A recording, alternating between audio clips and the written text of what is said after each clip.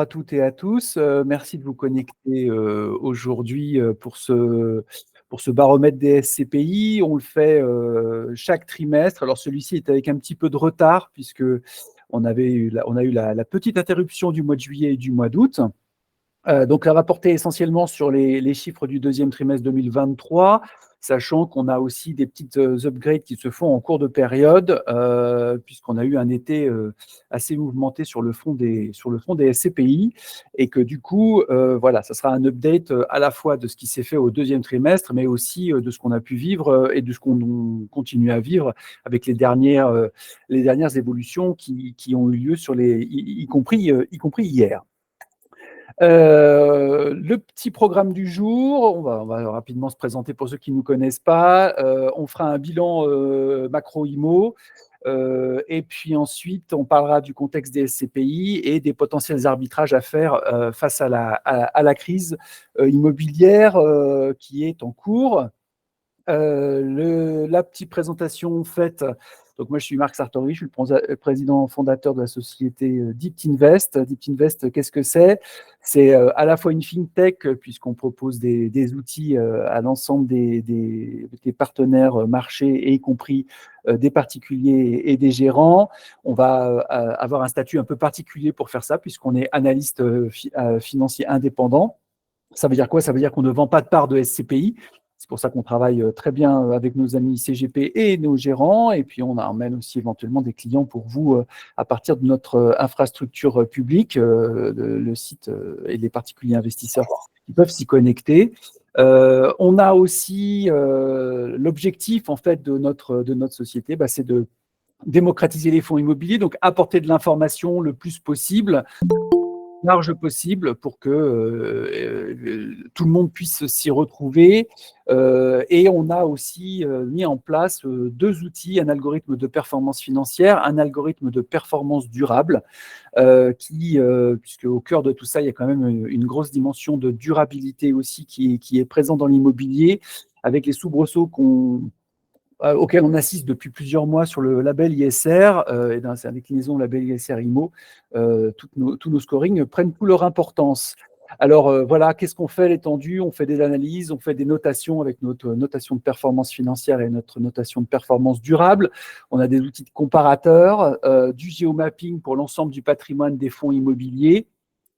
On va aussi pouvoir vous permettre de faire de l'allocation de portefeuille. Donc, vous allez pouvoir créer vos portefeuilles, soit existants, soit des portefeuilles en devenir, faire les calculs de frais ex-ante, faire des calculs de projection de ce que le portefeuille peut donner dans la durée, de manière à pouvoir présenter l'ensemble de ces éléments à votre client ou à vos clients.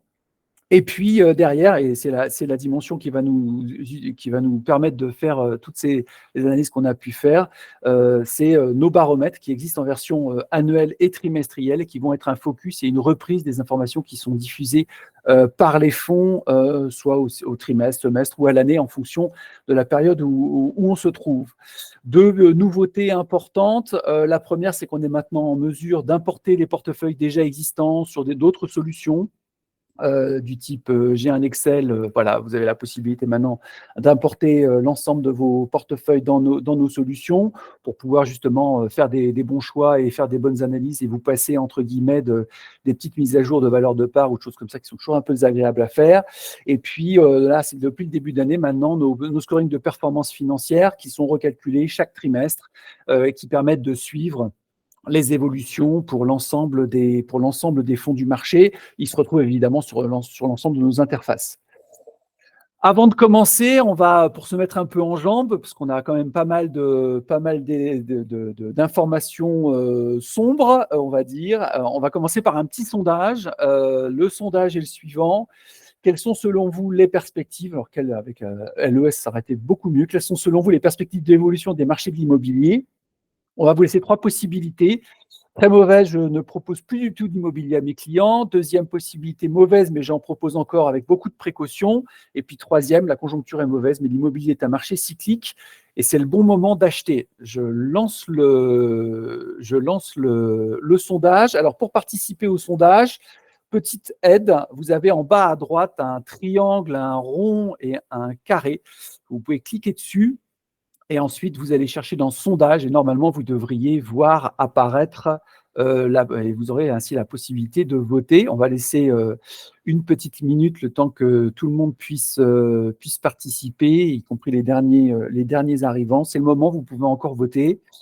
A priori, on est plutôt sur je me propose de l'immobilier avec beaucoup de précautions. Oui, assez majoritairement. Je vais laisser encore quelques minutes pour que ça se déroule.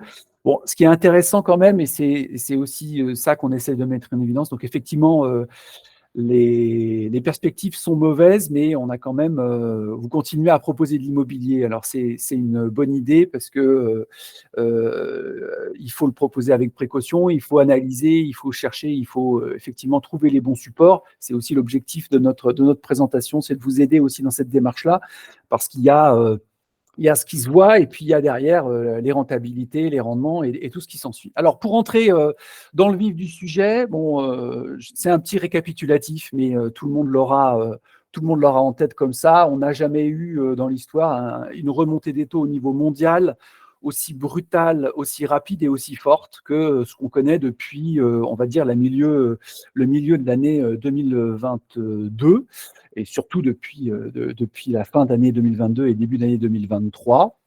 Alors, c'est valable dans tous les pays. J'en ai mis quelques-uns, États-Unis, Canada, c'est des analyses qui étaient faites. Même le Japon, qui était à 0 depuis plusieurs années, commence à remonter légèrement ces taux, c'est pour dire. Et si on a quand même, on a vraiment changé de monde en une année et demie. Alors, très clairement, dans ce contexte-là, vous voyez que l'Italie remonte. On va faire un petit focus sur la zone euro. Vous voyez que la zone euro a vu les taux des 19 pays remonter extrêmement brutalement. On avait connu des baisses brutales par le passé au moment de la crise de 2008-2009, mais des remontées aussi brutales, c'est vrai qu'on n'en avait jamais vu jusqu'à présent. Alors évidemment, pour l'immobilier, les taux d'intérêt, c'est une valeur cardinale. C'est ce qui fait que justement, l'ensemble du marché est entré en mutation et en mouvement parce qu'il faut absorber une telle évolution en des temps extrêmement courts. Donc pour faire ça, en fait, ce qu'on se rend compte, en fait, c'est que en plus du taux d'intérêt, on a été regarder des éléments qui pourraient structurer le marché du bureau, puisque c'est quand même lui qui est pour l'essentiel impacté. Le plus gros choc a lieu au niveau des faillites d'entreprises, puisque là, on a les derniers chiffres de mai 2023. On voit bien que les faillites sont en train de remonter. Alors, évidemment, tout ce qui s'est fait entre 2020 et 2021, on ne va pas dire que ça compte pour du beurre, mais c'est quand même globalement, c'est pas forcément représentatif de ce qui se passait en vitesse de croisière, on va dire. Donc, on est en train de remonter, on a remonté très, très fortement sur l'année 2023. Et on est quand même maintenant sur des bases qui sont quand même extrêmement fortes, puisque en gros, on est en train de rattraper ce qui s'est passé autour de la période de 2008. Donc ça, c'est un élément vraiment structurant sur le marché et on va voir que ça va irriguer de potentielles évolutions, alors à la fois sur le marché du bureau, mais aussi sur le marché du commerce. Et c'est ça qu'on va regarder maintenant un petit peu plus dans le détail. Si on regarde l'offre immédiate de biens disponibles, alors je mets biens parce que c'est au sens large, c'est des surfaces disponibles de bureaux. Globalement, on n'a jamais connu une offre disponible aussi large depuis, vous voyez, le graphique remonte à 2001, et je pense que si on était remonté un peu avant, on aurait eu à peu près les mêmes éléments. On est sur des bases qui sont quand même, pour le coup, du jamais vu.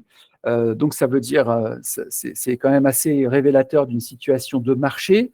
Alors, la conséquence de tout ça, bien évidemment, quand on a beaucoup d'offres, alors là, on est concentré sur l'Île-de-France parce que c'est là où on a les chiffres vraiment dans la durée, mais c'est valable pour aussi évidemment en région et ça peut être amplifié aussi en région au niveau français. Et la conséquence de tout ça, c'est que on a pour le coup une baisse des prix qui semble être enclenchée sur le bureau. Alors, elle était au premier trimestre, on pouvait encore avoir un doute. Avec le deuxième trimestre, très clairement, on est rentré dans une dimension dans une dimension de baisse de prix sur le bureau. Après, derrière, voilà, il faut aussi regarder le chemin qui a été parcouru, hein, puisque vous voyez qu'on est sur des bases quand même, de prix qui sont quand même tout à fait substantielles. Donc voilà, la fin du monde n'est pas pour tout de suite. On est revenu sur des bases de prix qui étaient les bases de 2019, qui n'étaient quand même pas une période honnie et catastrophique pour l'immobilier, mais ça veut dire quand même, et c'est ce qu'on verra par la suite, qu'il y a un certain nombre de fonds SCPI qui sont très impactés par cette situation sur les prix du bureau. Alors après, il faut regarder jusqu'où ça va. C'est toujours la même démarche. Donc c'est pour ça qu'on le suit nous trimestre après trimestre. Est-ce que c'est vraiment la fin du monde ou pas? Voilà, on n'est pas encore sur ces bases-là pour le moment.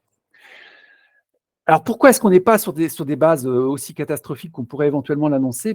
Nous, on a quand même une vraie interrogation parce qu'en fait, quand on a un marché de l'immobilier qui ne fonctionne pas, c'est quand on a à la fois les prix qui baissent au niveau de l'achat et de la vente, donc, mais aussi au niveau des loyers. Et là, pour le coup, et c'est pour ça qu'on aime bien peu trois tendances. Là, pour le coup, ce qu'on peut constater, c'est qu'on se retrouve à avoir quand même des loyers qui restent particulièrement fermes, voire qui progressent. Pour un certain nombre d'entre eux, on est sur la même zone, hein, sur du neuf, et on n'a pas beaucoup de différence entre du seconde main et du neuf restructuré. Et donc ça, c'est quand même un indicateur qui nous fait dire que tant que les loyers tiennent sur un segment de bureau, ça veut dire que derrière, vous avez quand même toujours de l'appétence et une certaine demande. Alors, c'est là où il faut regarder ensuite un peu plus dans le détail ce qui se passe. On a quand même un élément aussi qui doit venir percoler ces histoires de loyer, c'est qu'on a, alors vous savez que dans les baux de bureau, la plupart des baux de bureau contiennent un indice qui s'appelle l'ILC, l'indice des loyers commerciaux, qui permet en fait de réévaluer la valeur des baux qui sont en cours. Et là, pour le coup, l'inflation entre en ligne de compte et percole très fortement cette dimension-là. Et c'est ça qui est intéressant de regarder, c'est-à-dire que pour les locataires qui sont en place, eh bien, eux vont avoir à subir des augmentations de loyer. Alors, il y a probablement des négociations aussi qui peuvent se faire, mais on a quand même un ILC qui n'a jamais été aussi haut et dont la pente, là aussi, suit la pente de l'inflation, c'est-à-dire que la pente est quand même très très forte. Et vous voyez qu'on était quand même, si on fait un petit focus sur ce qui se passait il y a encore quelques années, on a l'impression qu'on a un peu changé de monde, mais entre 2014 et 2017, voire même 2013, l'indice ILC, il était complètement flat, hein. Ça veut dire que c'était aussi lié à une inflation qui avait quasiment disparu. Et puis, voilà, le post-Covid est reparti et on voit bien le choc inflationniste qui se retrouve ici. Alors, ça peut jouer à deux niveaux, hein. Donc ça peut jouer sur les baux qui sont en place. Ça peut avoir un effet de dire aux locataires qui sont en place, bon, moi, j'essaye de changer, mais où j'entre en négociation. Et c'est ce qui maintient donc les loyers à des prix tout à fait contribue, on va dire, à maintenir des loyers substantiels. Donc c'est là où il va falloir regarder ce qui se passe sur les prochains trimestres. Et globalement, quelles sont les pistes? Alors on se mouille un petit peu sur ce trimestre, on essaie de proposer quelques pistes. Première piste, on voit la bouteille à moitié vide, avec l'offre qui est aussi et qui est tellement développée, telle qu'on a pu le décrire, qui n'a jamais été aussi importante. On rentre à ce moment-là dans une baisse très forte du prix du marché et on se retrouve à avoir un marché de bureaux qui est relativement ou très déprimé. Première piste. Deuxième piste, le marché des bureaux voit ses prix baisser. Ça, c'est très clair. Mais il y a la corde de rappel qui s'appelle les loyers et qui fait que globalement, ce qu'on peut être en train de constater, c'est que toutes les surfaces qui sont disponibles et qui sont de qualité, eh bien, sont louées rapidement à des prix qui restent quand même plutôt fermes. Et on peut peut-être envisager à ce moment-là un flight to quality, c'est-à-dire en gros les locataires vont avoir des exigences en hausse et les propriétaires, pour tenir les prix, vont devoir, alors soit ceux qui ne peuvent pas upgrader leurs biens, vont devoir les vendre à prix un peu discount, ou ils vont faire des travaux pour mettre à jour et pour pouvoir relouer, puisque la demande semble être encore toujours présente. Et on a la dimension de la situation géographique, puisque vous savez tous que l'immobilier, évidemment, la première dimension qui est importante, c'est où est-ce que sont situés les biens. Et clairement, voilà, on a fait des chiffres macro, mais on n'a pas de différence substantielle entre les secteurs quand même. Donc, voilà, ces dimensions-là. Donc, nous, on aurait une petite préférence pour la deuxième piste, puisque tant que les loyers tiennent, et c'est valable, vous allez voir que c'est valable aussi pour le marché du résidentiel, tant que les loyers tiennent, c'est quand même une sacrée corde de rappel pour les prix de l'immobilier de bureau. Maintenant, il va falloir qu'on regarde vraiment dans le détail ce qui se passe sur le trimestre suivant.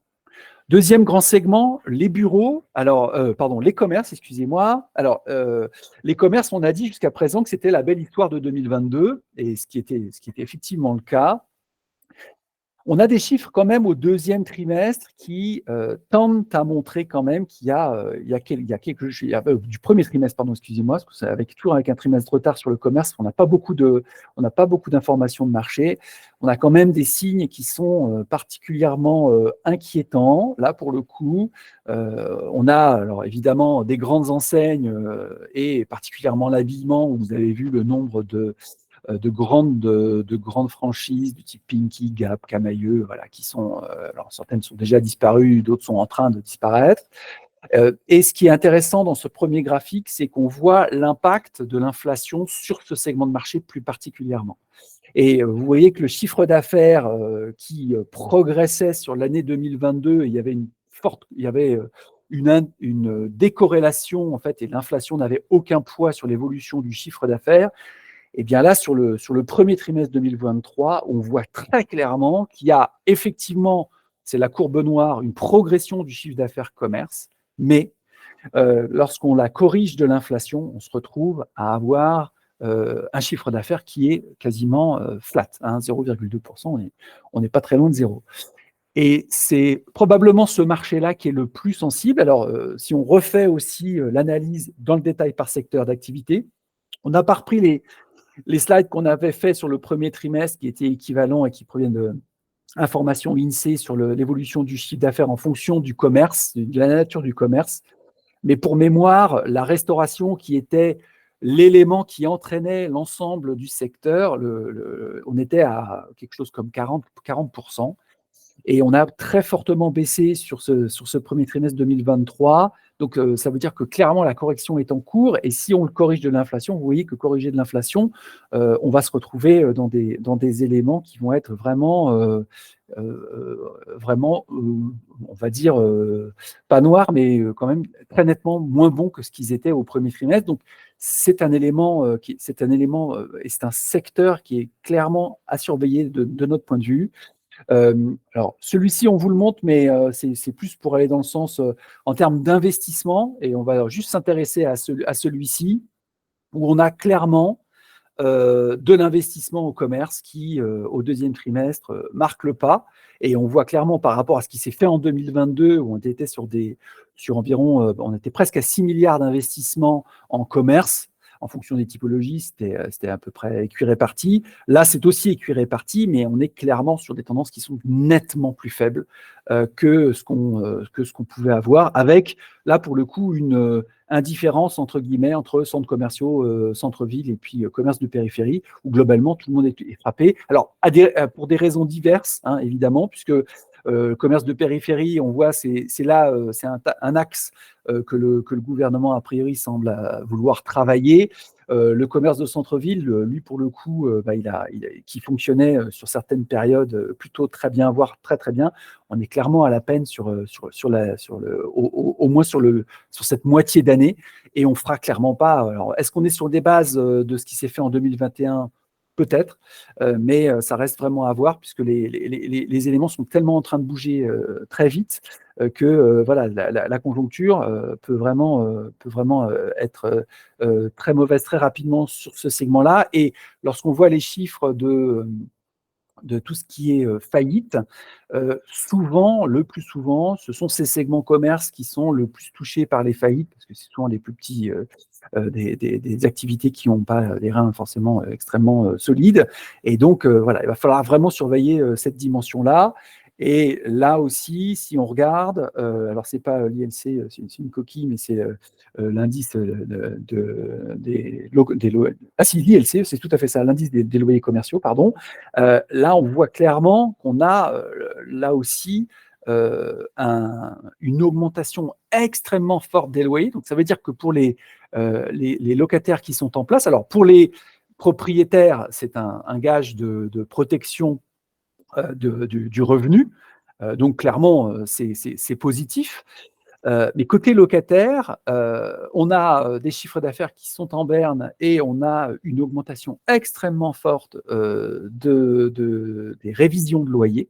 Et ça peut vraiment venir percoler une activité qui est en train de devenir fragile.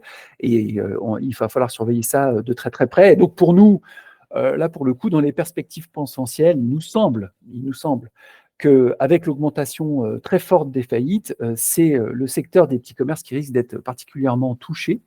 Et donc, c'est un segment, le segment des commerces qui pourrait être potentiellement encore plus fragilisé que ce que pourraient être les bureaux. Et puis, on garde en tête que maintenant, c'est très clair, pour ces petits commerces, il n'y aura pas l'accord de rappel qu'il y a eu de l'État sur les années 2020-2021.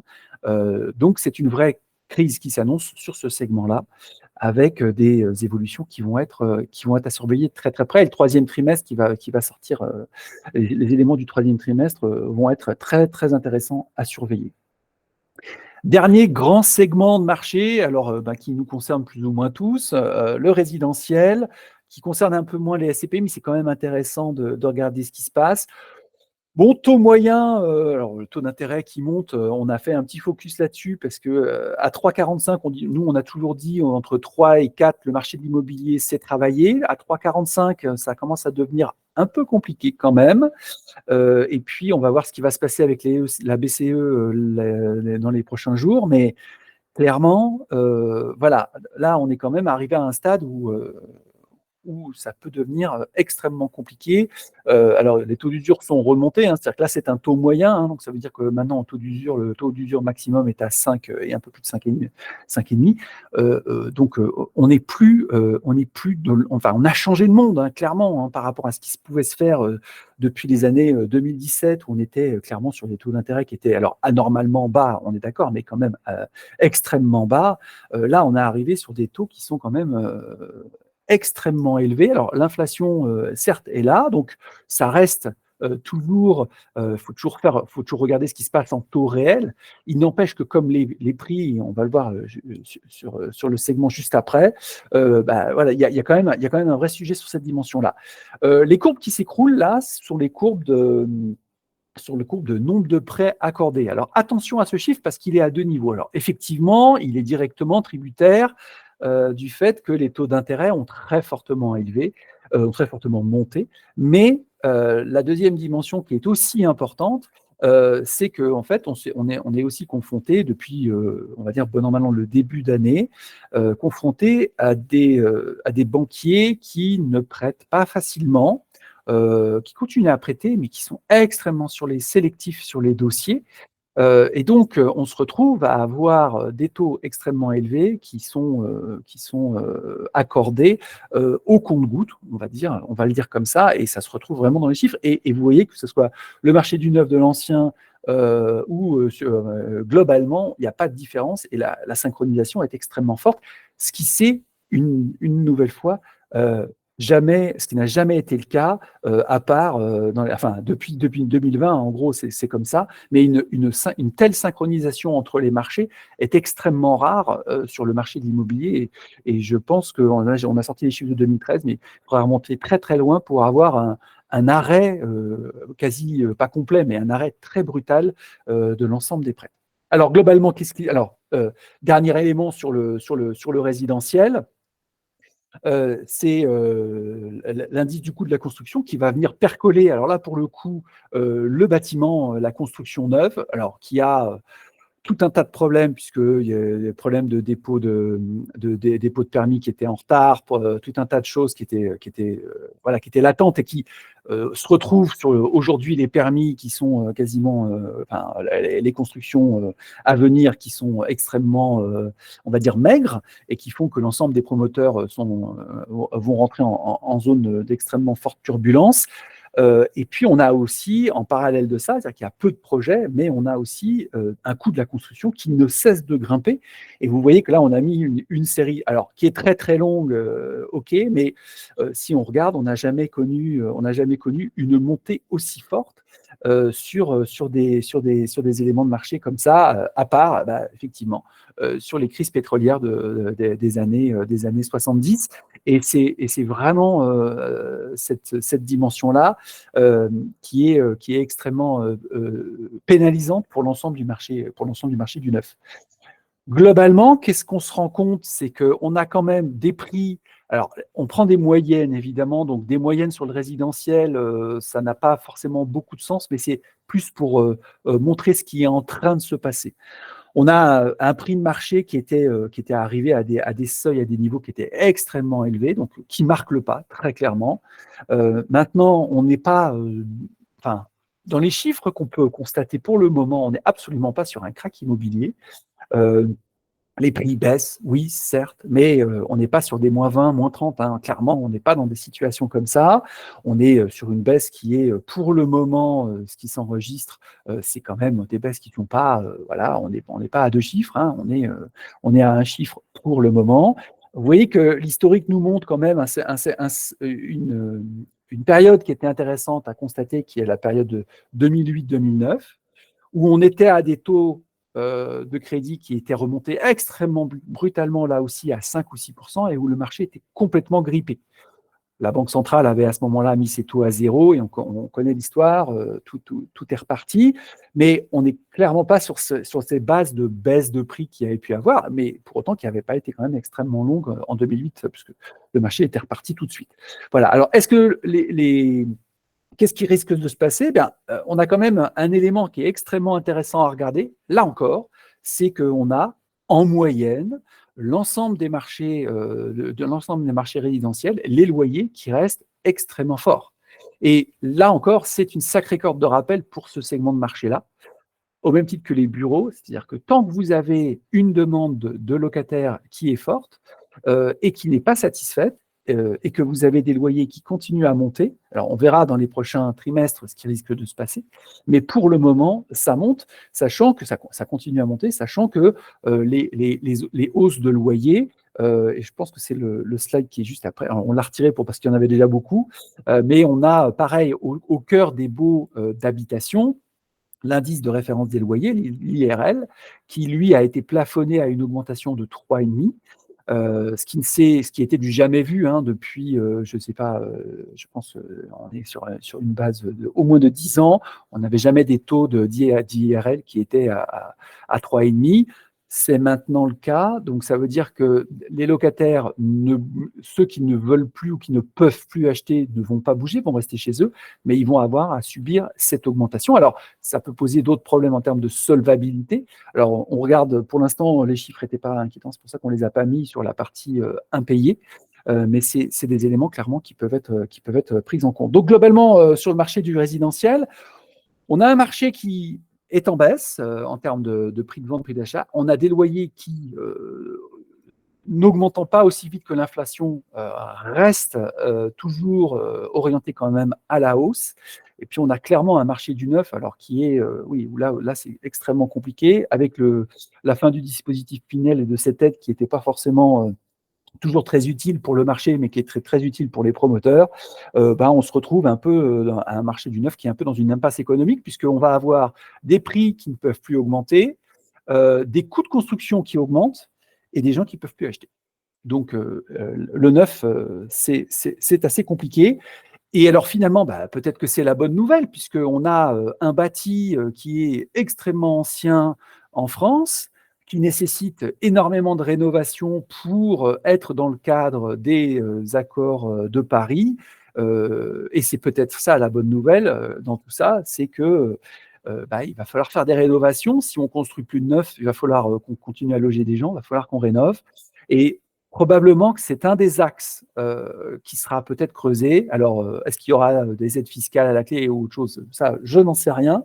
Mais en tout cas, c'est peut-être finalement la bonne nouvelle pour ce segment-là, la rénovation. Alors, là, c'est une bonne nouvelle, mais ça va coûter. Alors, c'est là où il va y avoir des arbitrages des acteurs, et pour l'instant, on ne sait pas comment ça va s'arbitrer, mais il va falloir retravailler tout ça pour réussir à faire rénover toute la base de l'ensemble des logements existants. Petit sondage que je vais lancer tout de suite. Quelle sera, selon vous, la thématique 2023 du marché de la pierre-papier, puisque maintenant, on va commencer à s'intéresser aux SCPI, on va rentrer dans le détail des SCPI. Les 4 grands thèmes qu'on a identifiés pour vous, la liquidité des parts des SCPI et des SCI, est-ce que c'est une thématique critique? La baisse des parts suite aux évolutions de mi-année, dont on va revenir un peu plus dans le détail juste après. Est-ce que selon vous, c'est une problématique de collecte qui pourrait s'effondrer, ou rien de tout ça? Les SCPI sont résilientes, elles ont déjà connu des situations bien plus mauvaises. Alors, je vous répète, pour pouvoir voter, vous avez un petit icône en bas à droite, un triangle, un carré et un rond. Vous cliquez dessus et ensuite vous allez dans le sondage et vous pouvez voter tranquillement. Je vous laisse voter pendant quelques instants. Ça va nous permettre ensuite d'avancer sur le reste de la présentation. On a les liquidités qui semblent être une dimension importante. On a quelques informations à vous partager sur cette dimension-là, effectivement. On a des fervents de la SCPI qui croient que tout va bien, qui croient que les SCPI sont résilientes, ce qui est effectivement le cas. Et puis les baisses des parts qui ont quand même bien occupé notre été. Alors je vous laisse encore 2-3 minutes. Bon, effectivement, les 2 sujets majeurs restent la liquidité et les baisses de parts. Alors, dans ce contexte-là, on a pas mal d'éléments pour vous. Alors, on a eu beaucoup de choses, beaucoup d'inquiétudes sur cette période de juillet-août avec les annonces qui ont été faites. On vient juste, je vais fermer le sondage du coup. Merci à tous ceux qui ont voté.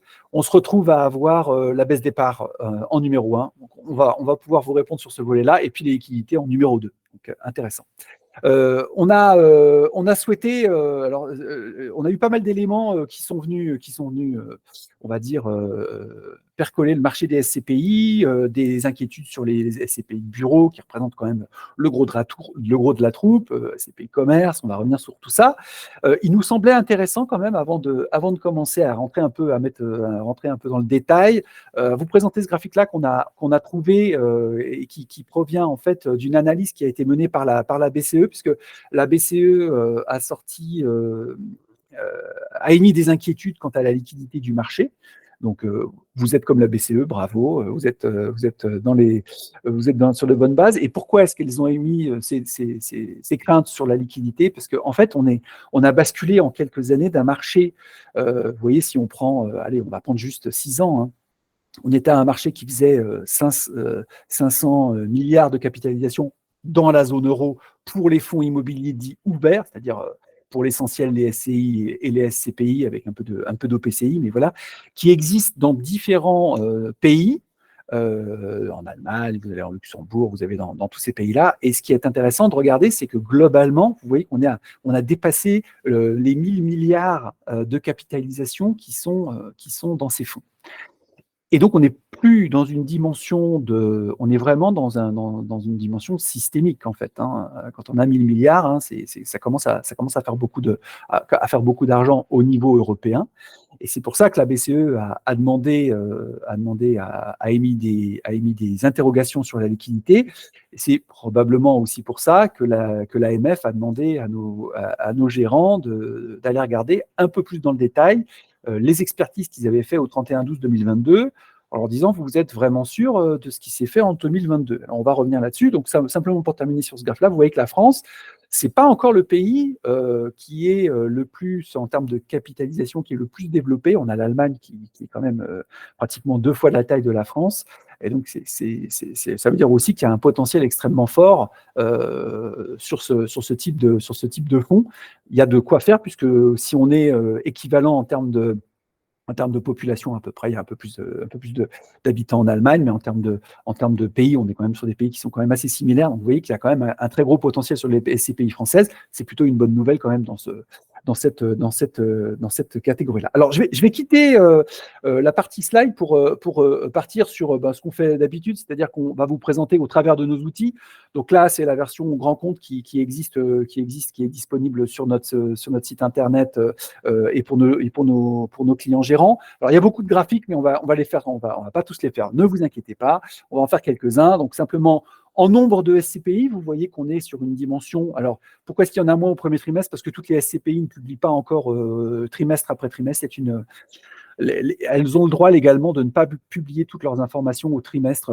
Donc, en fait, il y en a certaines qui privilégient le semestre. Donc, c'est pour ça que ce qu'il faut regarder, c'est d'un semestre à l'autre pour avoir vraiment une base tout à fait comparable. Vous voyez, fin du 4e trimestre 2022, on était à 102 fonds SCPI de rendement. On est arrivé à 103 qui ont publié. On est encore en croissance. Et puis, si je fais le rapport de... Ça, c'était en nombre. Et maintenant, si on regarde en termes de capitalisation, vous voyez qu'on était sur une base de 84 milliards à la fin 2022. À mi-année, on est à 89 milliards. Clairement, on n'est plus sur des augmentations comme on en a connu par le passé, mais ça reste tout à fait raisonnable. D'un semestre, on est à 5 milliards de capitalisation collectée sur un semestre. Donc, globalement, les SCPI continuent à collecter. Alors, une fois qu'on a dit ça, il faut quand même regarder dans le détail, ce qu'on va aller regarder juste après. Je vais vous donner 2-3 éléments de marché, là encore, pour avoir les éléments en tête. Tout le monde regardait jusqu'à présent, alors c'est en train un peu de changer, alors c'est tant mieux, nous on est contents parce que finalement le taux de distribution c'est intéressant, mais ce n'est pas ce qui va donner la santé d'une SCPI, mais vous voyez donc que globalement on est sur des taux de distribution qui restent tout à fait bons, voire qui s'améliorent par rapport au trimestre de l'année 2022.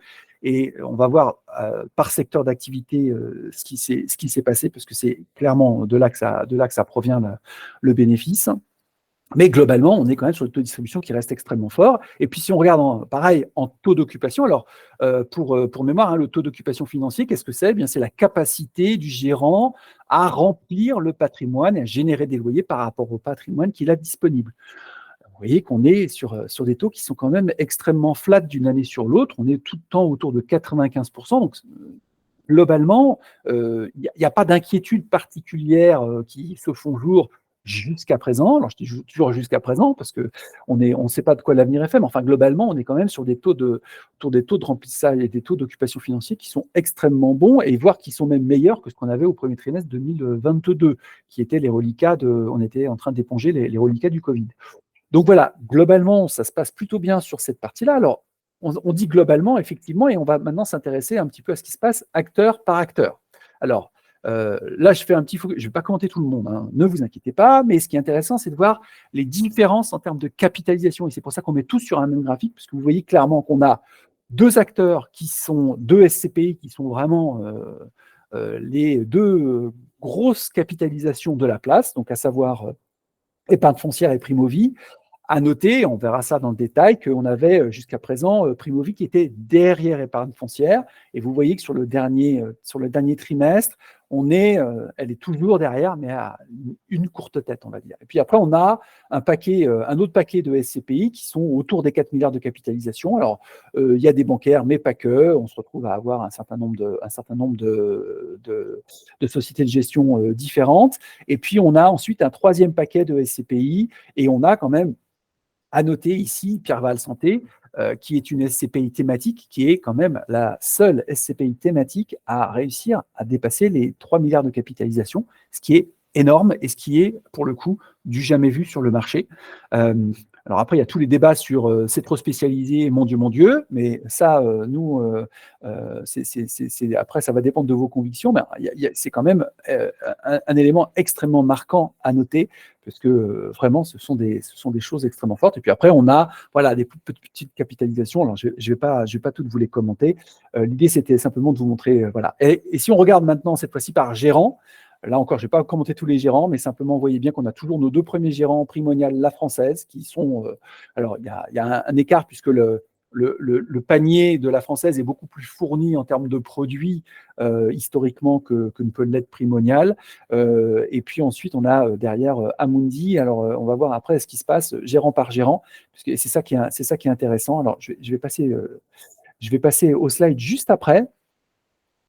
Voilà, on va commencer par Amundi, parce que ce qui est intéressant de regarder, c'est qu'en fait, vous voyez que globalement, Amundi, on était quand même sur des tendances qui étaient de collecte qui étaient quand même plutôt fortes, et on a certaines SCPI qui sont, vous voyez, si on fait d'un trimestre à l'autre, on a des SCPI qui sont vraiment, pas en train de faire du surplace, mais quand vous avez une capitalisation qui est proche des 4 milliards, que vous collectez simplement en un trimestre 7 millions, ça veut dire qu'il y a quand même quelque chose qui se passe. Et là, donc c'est des chiffres du deuxième trimestre 2023. Ça veut dire qu'il y avait les premières annonces de baisse qui venaient juste d'être faites lors de la publication de ces éléments.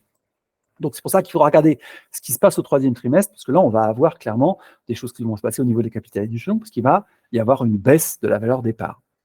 Donc, j'ai pris Amundi. Je ne vais pas tous les faire, mais je vais aller regarder quand même 2-3 qui peuvent être d'intérêt. On a, par exemple, parmi les gérants, des petits gérants qui ne bougent pas beaucoup. Urban, par exemple, la collecte n'est pas folichonne. Et puis, on va se retrouver à avoir, par contre, des gérants qui collectent toujours très fort. On va aller regarder par exemple Activimo avec la maison de gestion Alderan, qui se retrouve à avoir passé le milliard de capitalisation au deuxième trimestre.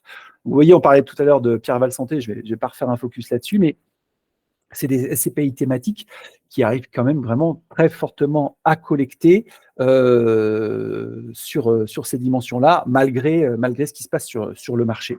Voilà. Et puis, je vais quand même vous présenter un gérant qui nous semble intéressant à regarder, qui collecte extrêmement fort, y compris dans une période qui est quand même beaucoup moins dynamique que ce que ça pouvait être, à savoir Iroko, où ils ont collecté presque 70 millions en un trimestre. Pour une SCPI de cette taille-là, c'est quand même extrêmement fort, extrêmement dynamique. Et puis, on a d'autres gérants, alors des gérants plus historiques, et qui sont, on va dire, un petit peu en panne sur le deuxième trimestre. Par exemple, PFO, qui a toujours été quand même relativement dynamique. Alors, en plus, l'avantage, c'est qu'il publie au trimestre, donc ça nous permet vraiment de regarder ce qui se passe d'un trimestre à l'autre. Et là, on voit très clairement que voilà, il y a un second souffle à aller chercher chez PFO. On en avait discuté lors du dernier séminaire qu'on a fait avec eux au mois de juin. Ça fait partie de leur démarche, la démarche qu'ils sont en train de mener. Je ne vais pas faire tous les gérants. Si ça vous intéresse, on a tous ces slides qui permettent de faire gérant par gérant les analyses. On va aller regarder simplement maintenant ce qui se passe par l'évolution du taux de distribution par segment, puisque ça pourrait être là qu'il se passe quelque chose. Alors, il y a beaucoup de chiffres, mais ne vous inquiétez pas, on va les faire tranquillement. Et je ne vais pas tous les faire du tout. Simplement pour montrer, vous voyez, ce qui se passe sur les bureaux. Les taux de distribution restent extrêmement stables d'un trimestre à l'autre et même d'une année à l'autre. On reste quand même sur des choses qui sont extrêmement robustes. Donc, c'est quand même une dimension importante dans une SCPI. Donc, ceux qui ont voté pour le côté robuste, effectivement, ils ont bien fait. Et puis, on avait une dimension qui était extrêmement importante à regarder, c'est les commerces. Et là, vous voyez que pour l'instant, toute la partie commerce, on est à 5. Et on était, si on regarde cette dimension-là, on était aussi à 5 l'an dernier. Donc, pour le moment, rien à signaler sur ce volet-là. Alors, rien à signaler, c'est normal, hein, parce que les taux de distribution, c'est toujours des éléments un peu en retard. Donc, pour le moment, on ne voit rien de particulier. Et puis, la recovery qui s'est confirmée quand même, c'est sur toute la dimension hôtellerie-restauration, puisqu'on était à 4,5, enfin, on est à 4,3 sur le trimestre, dernier trimestre. On était à 4,6 et vous voyez que, pour mémoire, ils viennent de 2,6 avec le Covid et ils étaient même parfois à 0 sur certains trimestres covidiens. Donc, voilà, ça reste quand même voilà, des chiffres qui sont quand même bons. Maintenant, taux de distribution, c'est toujours avec des chiffres un peu en retard, hein, c'est ce qu'on dit à chaque fois. Et puis, on va faire le même focus, on va le faire sur la partie taux d'occupation financier, où là, vous voyez, pareil, des taux d'occupation financiers qui sont extrêmement bons, quels que soient les segments d'activité. Je ne vais pas y passer beaucoup de temps. Globalement, tout va bien sur cette dimension-là. Donc, ce qu'on constate au niveau national, enfin, au niveau global, se retrouve aussi au niveau national. Alors, on avait une dimension et on attaque le gros morceau, on va dire. On avait toute une dimension qui était valorisation des parts.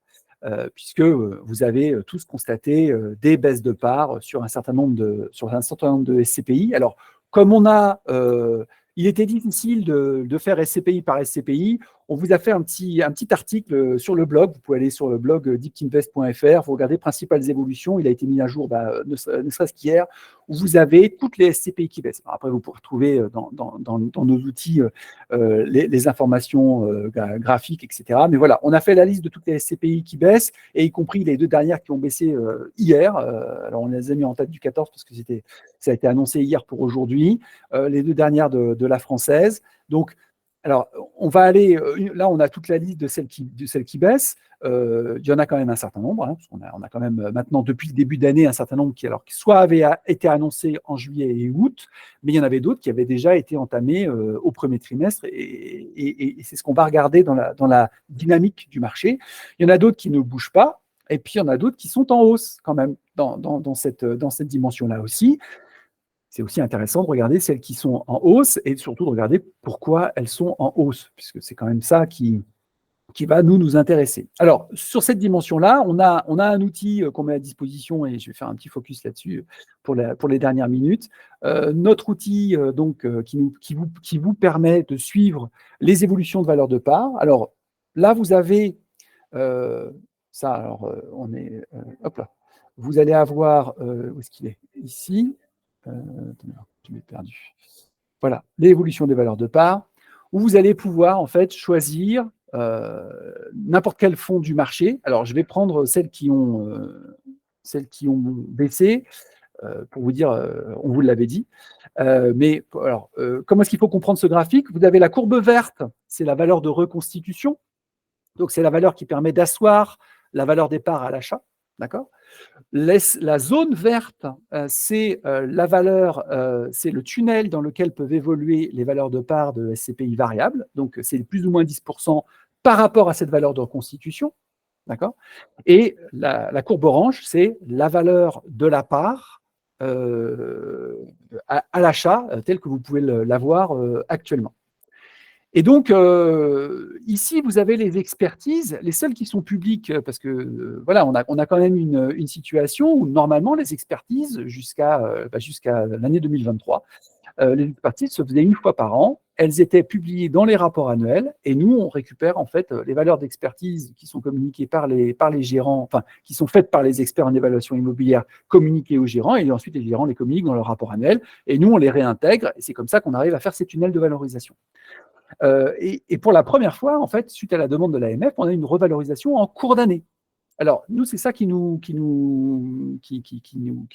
pose des questions, parce que, alors, autant il y en a certaines où vous voyez clairement, Génépierre, qui a baissé ses valeurs de part annoncées au deuxième trimestre, clairement, Génépierre, ça se voyait, hein, clairement, voilà. Si je reprends Génépierre, c'était ici. Si je reprends nos amis d'Amundi, Rivoli Avenir Patrimoine, c'est le même graphique. Vous voyez clairement que la valeur de la part, elle était passée au-dessus. Alors, elle n'était pas substantiellement au-dessus, mais avec la baisse de valeur de part, avec la baisse de valeur de reconstitution des expertises, très clairement, il allait se passer quelque chose. Et puis, on en a certaines quand même qui nous posent question. Alors, on en a identifié quelques-unes. Par exemple, Élysée Pierre. Au 31/12/2022, qu'est-ce qu'on pouvait constater sur Élise et Pierre? Que globalement, vous voyez, on avait une parfaite jonction entre la valeur de reconstitution, quasi parfaite jonction entre la valeur de reconstitution et la valeur d'expertise. Et donc, globalement, nous, on disait, vous voyez, avec même une augmentation des expertises entre 2021, la fin de 2021, qui était la dernière date d'expertise, et 2022. Et là, il se retrouve à baisser les valeurs de part. Et ça, c'est vrai que pour nous, sur le coup, on a quand même quelques questions que ça nous pose. Je vais aller brièvement sur cette partie-là parce que tout est sur notre site. Je vais quand même vous montrer 2-3 qui nous semblent intéressantes à regarder à la baisse, qui n'ont pas encore annoncé. Alors, on fait un peu Madame Irma. Donc, les gérants ont toute latitude pour faire ce qu'ils veulent. Et nous, on en a une, par exemple, PFO2, qui nous pose question. On se dit, ça fait plusieurs années que la valeur de reconstitution baisse, la valeur de part n'a pas bougé. Bon, ils ne sont pas encore dans l'urgence, puisque vous voyez qu'il y a encore une marge qui existe, mais c'est quand même un élément à regarder. Et puis, dernier fonds pour la bonne forme. Alors, celui-là, je crois qu'on en parle depuis au moins 2 ans. Nous, celui-ci, c'est vraiment un fonds qui nous pose problème. Parce que vous voyez que ici, on a Patrimo Commerce, ça fait 3 ans qu'ils sont au plafond du tunnel et que ça ne bouge pas. Et globalement, on se dit que si les valeurs de part, on n'a pas eu les éléments de primonial encore sur ces valeurs de part, mais si les valeurs de part baissent, clairement, cette SCPI, elle a une probabilité pour voir ses parts baisser. Voilà ce qu'on voulait vous dire sur topo de marché. Alors, je vais revenir à mon slide de présentation. Et puis, je vais... alors, sur note à pierre, oui, je peux vous faire note à pierre si vous voulez. Toc. Comme on est là. Sinon, je prenais les questions à la fin, mais comme on est là, on va vous faire note à pierre. Hop.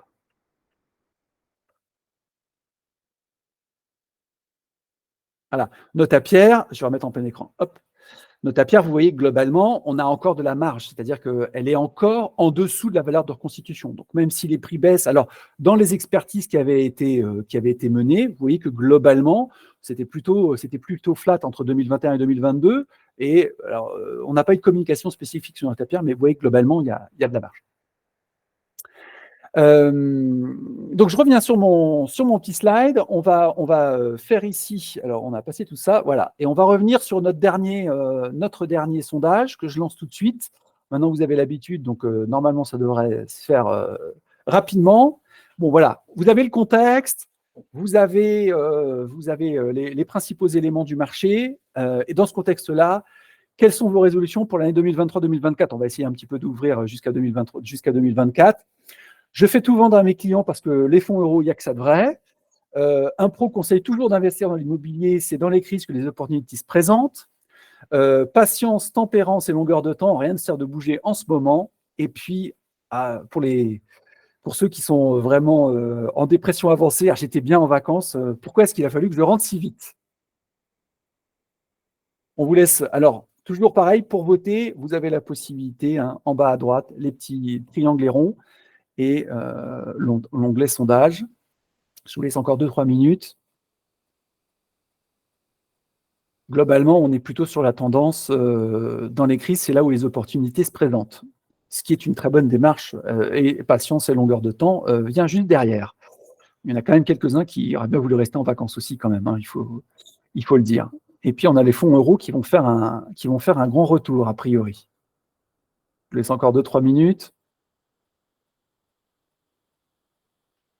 Et après, comme on est un peu timé, je vais laisser le sondage ouvert et je vous donnerai les résultats tout à la fin. Globalement, on a quand même les pros qui essayent de réallouer dans les opportunités. C'est là où dans les crises, c'est là où les opportunités se présentent. Alors, quelles sont les opportunités, les stratégies qui se proposent à vous ? Il y en a, on en a identifié 4, il y en a plein d'autres, mais c'était pour aussi essayer de basculer. Alors, évidemment, ce n'est pas un conseil en investissement financier, ce que l'on réalise, c'est simplement de mettre en évidence ce qui peut se faire. Vous ne faites rien, vous attendez que l'orage passe, première possibilité. Deuxième possibilité, vous désinvestissez massivement pour investir dans d'autres supports, très bien. Troisième possibilité, vous vous dites que finalement, les SCPI diversifiés, c'est quand même pas mal et vous achetez des très grosses capitalisations et vous laissez faire les gérants. Ou quatrième possibilité, vous créez un portefeuille en direct. Alors, en général, les grosses capis, vous les achetez dans les enveloppes d'assurance vie parce que ça permet vraiment d'être complètement, on va dire, neutre. Bon, voilà, on va regarder après ce que ça représente. Et puis, vous créez un portefeuille d'allocation en direct et vous vous faites aider pour le faire.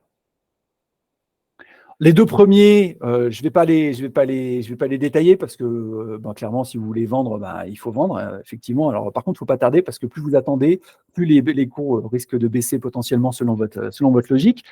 Après, derrière, si je m'intéresse à la troisième stratégie, c'est-à-dire prendre des très grosses capitalisations supérieures à 2-3 millions, dans le cas d'une enveloppe d'assurance vie, pour limiter au maximum les risques de liquidité, OK, pas de souci. Alors, les risques auxquels vous risquez d'être confronté, bah, c'est que vous êtes un professionnel, vous devez expliquer des choix, vos choix à vos clients.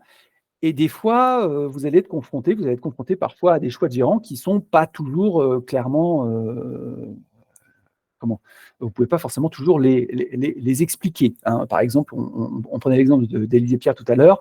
Pourquoi est-ce qu'ils ont baissé les valeurs de part? On n'est pas absolument sûr de tous les éléments. Pour vous, ça va vous permettre d'avoir une valeur ajoutée, mais qui va être relativement faible, parce que globalement, à votre client, vous allez pouvoir parler éventuellement des frais de souscription que vous allez lui prendre, parce que c'est à peu près la seule latitude que vous allez avoir. Et puis, globalement, bah, si vous faites l'ensemble de vos allocations via des enveloppes d'assurance vie, c'est le plus facile pour avoir le risque de nullité le plus faible, mais vous allez ajouter à ces risques de liquidité, alors pas de risque de liquidité, mais vous allez quand même ajouter une dimension qui est l'assureur vie, qui lui va faire ses choix. Alors il y a des rumeurs, alors je ne parle pas des rumeurs parce que ça ne sert à rien, mais c'est le fait de dire, c'est que vous, du coup, vous en êtes réduit à mettre l'ensemble de vos analyses dans les mains de quelqu'un d'autre. Et donc, c'est pas forcément toujours le plus facile. En direct, qu'est-ce que ça nécessite pour vous? Bah, clairement, bah, vous devez aller chercher donc là plutôt des SCPI thématiques, parce que derrière, ce qui est intéressant, c'est de montrer les différences entre les gérants. Vous allez avoir des risques qui vont être plus importants. Vous allez avoir surtout besoin d'expliquer à vos clients ce qui se passe. Et puis, vous allez surtout avoir besoin de suivre ces choix dans le temps. Et c'est ça qui est intéressant aussi, c'est qu'en suivant, bah, vous allez pouvoir permettre de justifier ce que vous faites vis-à-vis de votre client. Alors évidemment, pour ça, nos outils sont plutôt pratiques pour poursuivre. Les diversifications, vous allez pouvoir faire des diversifications par secteur d'activité, par zone d'emprise du patrimoine, par exposition fiscale, France-Europe par exemple. Vous allez pouvoir mettre en place des critères de durabilité. Vous allez pouvoir faire des tailles de capitalisation, des toutes petites, des moyennes. Puis vous allez aussi avoir la possibilité d'utiliser nos scorings qui vont vous permettre de rassembler les informations beaucoup plus facilement, beaucoup plus rapidement. Et on est disponible si vous avez besoin d'éléments sur ce volet-là.